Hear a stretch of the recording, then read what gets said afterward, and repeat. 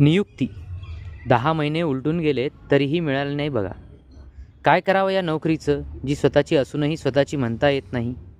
मग मला माझी नोकरी स्वतःची म्हणून घ्यायची असेल तर त्यासाठी संघर्ष करणेही तितकेच महत्त्वाचे आहे. आणि आपण तो संघर्ष गेली 10 महिने करतोय. परंतु काही लोकांना आणखीसुद्धा हा संघर्ष म्हणजे फक्त संघर्ष निधी पाठवण्यापुरता मर्यादित वाटतोय. या 10 महिन्याच्या काळात आपण अनेक आंदोलनं केली.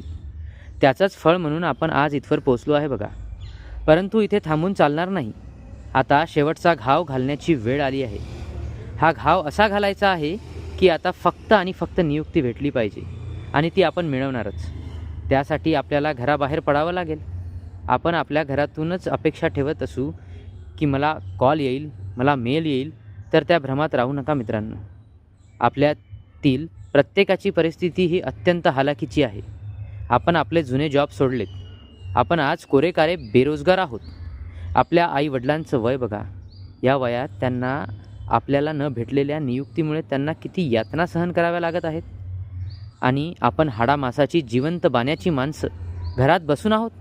अरे निदान आपल्या मायबापाला उतार वयात आपल्या नोकरीचे सुख मिळावं यासाठी तरी पुण्यात या गडे हो. आपला बाप आपली माय आपल्याला बोलून दाखवत नाही म्हणून आपण त्यांच्या मुख्य भावना समजून न घेणे कितपत योग्य वाटते हे ज्याचं त्यानेच ठरवावं. बहुतांश लोकांच्या पालकांचा मूळ व्यवसाय हा शेती आहे.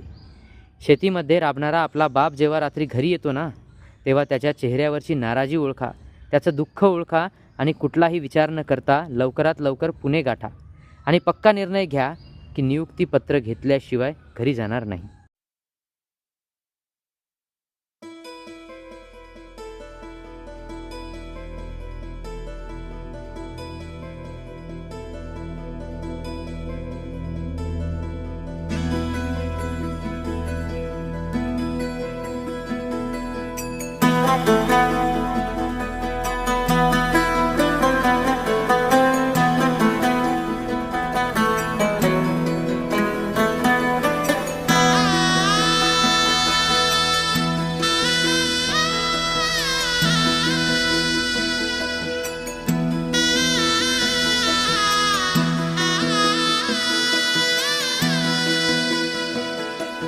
होणारा होताला जाणारा जाताला मागे तू फिरू नको. उगाच सांडून खैराची संगत खोट्याची धरू नको.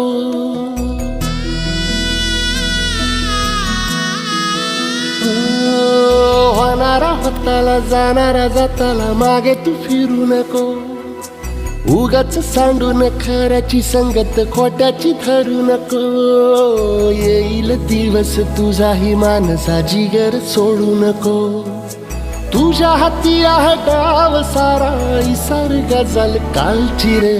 देवा काळजी रे माझ्या देवा काळजी रे. देवा काळजी रे माझ्या देवा काळजी रे.